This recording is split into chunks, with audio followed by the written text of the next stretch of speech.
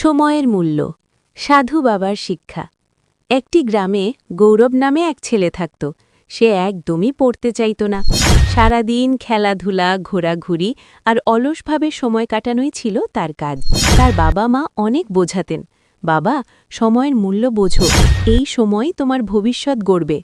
কিন্তু গৌরব শুনেও না শোনার ভান করত। একদিন রাগ করে সে বাড়ি থেকে বের হয়ে মাঠের পাশে একটা বটগাছের নিচে বসেছিল। সেখানে এক সাধু বাবা ধ্যান করছিলেন।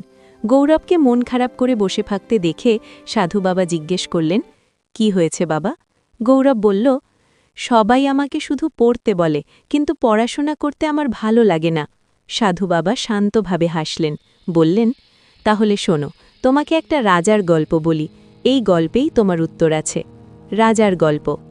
অনেক বছর আগে এক গরিব ছেলে ছিল। তার কাছে ধন সম্পদ কিছুই ছিল না, কিন্তু সে ছোটবেলা থেকেই বুঝেছিল সময়ই জীবনের সবচেয়ে বড় সম্পদ। সে সময় নষ্ট করত না, ভোরে উঠত, নিয়ম করে পড়ত, নতুন নতুন কাজ শিখত। অন্যরা যখন খেলত আর অলস সময় কাটাত, সে নিজের ভবিষ্যতের জন্য পরিশ্রম করত। একসময় তার যোগ্যতা দেখে সবাই তাকে রাজা বানাল। পরিবারের মুখে হাসি ফুটল। একদিন সে সেই মনে মনে বলল, সেদিন সাধু বাবার রাজার গল্পই আমার জীবন বদলে দিয়েছিল। শিক্ষা। সময়ই জীবনের সবচেয়ে মূল্যবান সম্পদ। যে সময়ের মূল্য বোঝে সেই একদিন নিজের জীবনেই রাজা